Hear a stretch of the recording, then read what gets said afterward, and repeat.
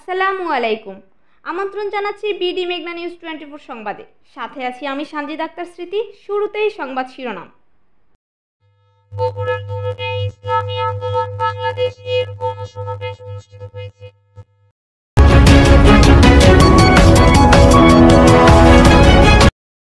ছাত্র জনতার গণবিপ্লবে সংগঠিত গণহত্যার বিচার, দুর্নীতিবাজদের গ্রেফতার, অবৈধ সম্পদ বাজেয়াপ্ত ও তাদেরকে নির্বাচনে অযোগ্য ঘোষণা করা, সংখ্যানুপাতিক পিআর পদ্ধতিতে জাতীয় সংসদ নির্বাচন এবং ইহকালীন শাস্তি ও পরকালীন মুক্তির লক্ষ্যে ইসলামী সমাজভিত্তিক সুখী সমৃদ্ধ কল্যাণ রাষ্ট্র প্রতিষ্ঠার দাবিতে 8 সেপ্টেম্বর রবিবার বিকেল 5টার দিকে বগুড়া 2 নং উপজেলা কেন্দ্রীয় শহীদ মিনার চত্বরে ইসলামী আন্দোলন বাংলাদেশ এর গণসমাবেশ অনুষ্ঠিত হয়েছে। মোহাম্মদ নাজমুল হাসান নজিরের পাঠানো তথ্যচিত্রে দেখুন বিস্তারিত।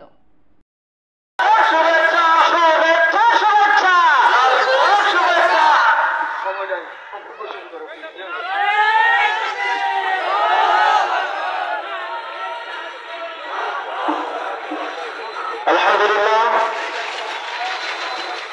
ইসলামী আন্দোলন বাংলাদেশ জনগণনা শাখা কর্তৃক আয়োজিত আজকের এই গণসমাবেশ সমাবেশ ইতিমধ্যেই শহীদ মিনার চত্বরে তারাই পূর্ণ হয়ে গেছে। ইতিমধ্যেই আমাদের মাহফিলের মঞ্চে আসলেন খেয়াল করি তাহলে সবচাইতে বেশি বৈষম্য শিকার হয়েছে এই বাংলার জমিনের মুসলমান যারা আওয়াজ দেওয়ার দিকেরা।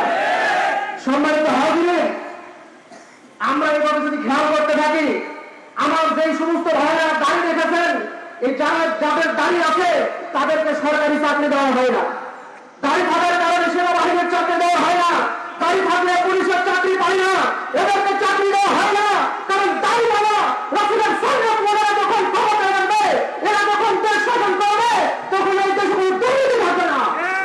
এই 15 বছরের ইতিহাস যদি আমরা দেখি, তাহলে দেখবেন এই স্বৈরশাসক 14 বছরের ভিতরে যাদের আমেরিকান দেশ পাত্র নয়, তাদেরকে যাদের 14 বছরের ভিতরে আমি ছাড়া অন্য কিছু নাই, এদেরকে ক্ষমতা দেওয়া হয়েছে।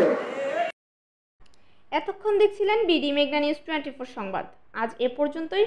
সবাই ভালো থাকুন, সুস্থ থাকুন, নিরাপদে থাকুন। আবারও দেখা হবে এই শুভকামনায় বিদায় নিচ্ছি আমি সানজিদ আক্তার স্মৃতি। আমাদের ওয়েবসাইট www.bdmeghnanews24.com।